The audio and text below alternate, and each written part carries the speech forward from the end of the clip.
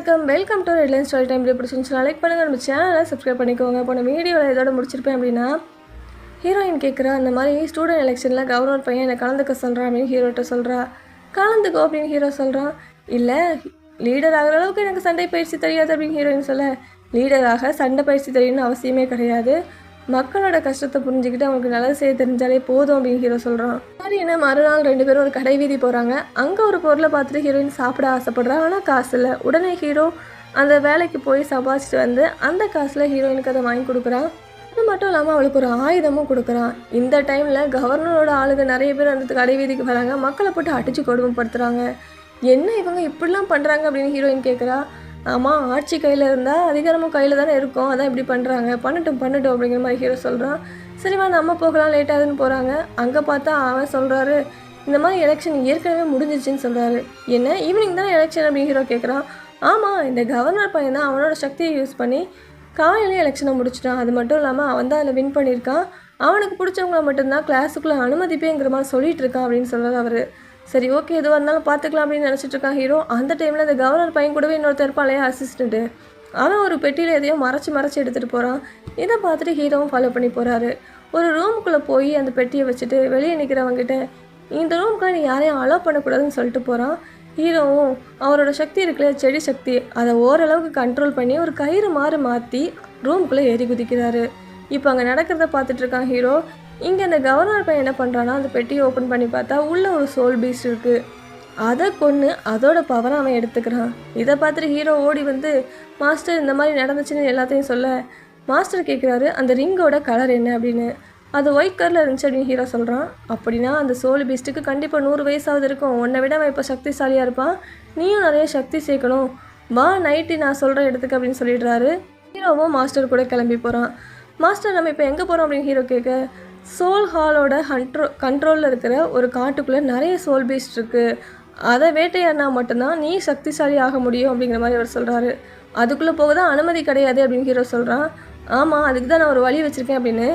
அந்த மாஸ்டர் அவரோட ஆன்ம சக்தியை யூஸ் பண்ணி ஒரு நாய் உருவாக்குறாரு. ஆனால் அதோட மூக்கு மட்டும் பன்னி மாதிரி இருக்குது. மாஸ்டர், இந்த பன்னியை வச்சு என்ன பண்ண போகிறீங்க அப்படின்னு ஹீரோ கேட்க, இது பன்னி இல்லையா, நாய் அப்படின்னு மாஸ்டர் சொல்லிட்டு, இதை ஒரு சோல் பீஸ்ட்னு சொல்லி அங்கே காவல் காத்துட்ருக்க காவலர்கள்ட்ட நம்ம கொடுப்போம். அவங்க இதை இந்த காட்டுக்குள்ளே விட்டுருவாங்க. அடுத்த நாள் நம்ம தேவையான வேலை நமக்கு தானாக நடக்கும் அப்படிங்கிற மாதிரி மாஸ்டர் சொல்கிறாரு. சொன்ன மாதிரியே அந்த காவலர்கள்ட்ட அதை கொடுத்துட்டு வந்துடுறாங்க.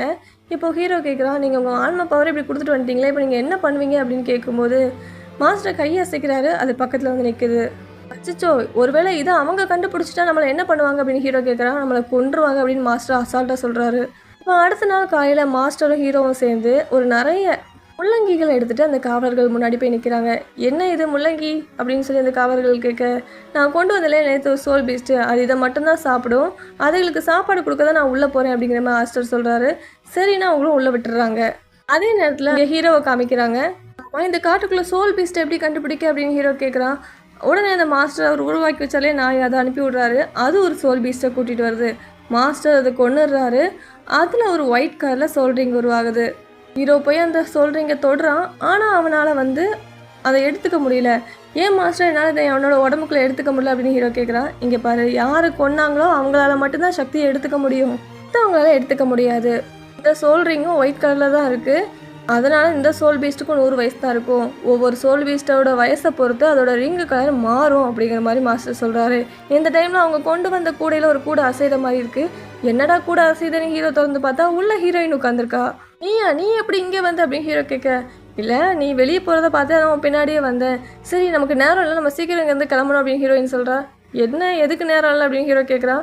நீங்கள் கொண்டது ஒரு ஓனாய் பீஸ்ட்டு, இப்போ அதோட கூட்டங்கள் உங்களை தாக்குறதுக்காக கண்டிப்பாக அந்த இடத்துக்கு வரும். ஏன்னா ஓநாய்கள் ஒன்றா வாழாது, மொத்தமாக தான் வாழும் அப்படின்னு ஹீரோயின் சொல்கிறா.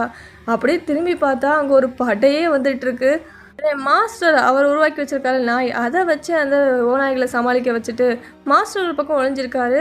இங்கே ஹீரோவும் ஹீரோயினும் ஒரு பக்கம் ஒழிஞ்சிருக்காங்க. அப்போ அங்கே ஏதோ சத்தம் கேட்குற மாதிரி இருக்குது. அங்கே ஒரு பூனை அடிபட்டு படுத்திருக்கு. உடனே ஹீரோயின் சொல்கிறா, இப்போ இதை நீ கொன்னீன்னா கண்டிப்பாக இதோட சொல்கிறீங்க உன்னால் எடுக்க முடியும், அடிப்பட்டது தானே அப்படின்னு அசால்ட்டாக போகாத, கண்டிப்பாக அது ரொம்ப ஃபாஸ்ட்டாக மூவ்மெண்ட் பண்ணும் அப்படிங்கிற மாதிரி ஹீரோயின் சொல்கிறா.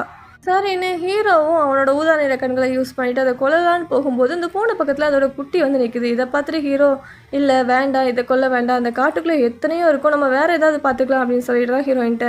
உன்னோட கண்ணு ஊதா நேரத்தில் மாறினதை நான் இப்போ பார்த்தேன். இது உன்னோட கையில் இருக்கே, உன்னோட ஆன்ம சக்தி அது மூலமாக கிடச்சதா அப்படின்னு ஹீரோயின் கேட்குறா. ஆமாம் அப்படிங்கிற மாதிரி ஹீரோ சொல்லி சமாளிச்சிடுறான். இப்போ அந்த இடத்துக்கு வந்து அந்த கவர்னர் பையன் வரான். ஹீரோயின் ஒரு அடி பொத்துன்னு விழுந்து கிடக்குறா. இதை பார்த்துட்டு ஹீரோ டென்ஷன் ஆகி, நீ என்ன பண்ணிட்டு இருக்க அப்படின்னு கேட்குறான். என்ன, நீ என்ன தோக்கடிக்கணும் அப்படிங்கிறதுக்காக இவ்வளோ தூரத்துட்டு வந்துட்டியா?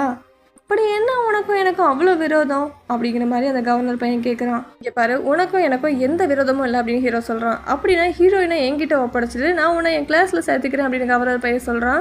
முடியாது அப்படிங்கிற மாதிரி ஹீரோ சொல்லிட்டு இருக்கான். இந்த டைமில் அந்த மாஸ்டரோட நாய்க்குட்டி வச்சுருந்துச்சுல, அது ஒரு பெரிய மலை பாம்பை அங்கே கூட்டிகிட்டு வருது. மலை பாம்பு கூட கவர்னர் பையனும் அவங்க ஆளுங்களும் சண்டை போட்டுட்டு இருக்க இந்த கேப்பை யூஸ் பண்ணி ஹீரோவும் ஹீரோயினும் அங்கேருந்து கிளம்பி ஓடிடுறாங்க. அதே இடத்துக்கு மாஸ்டரும் வந்துடுறாரு. இப்போ ஒரு பாம்பு வந்துச்சு இல்லையா, அதுதான் உனக்கேற்ற ஒரு மிருகம், அதை கொண்டு நீ பவர் எடுத்துக்கோ அப்படின்னு ஹீரோ கிட்ட மாஸ்டர் சொல்கிறாரு. உடனே ஹீரோயின் சொல்கிறா, இல்லை இப்போ முதல்ல அந்த அடிப்பட்ட பூனையை காப்பாற்றணும் அப்படிங்கிற மாதிரி சொல்கிறா.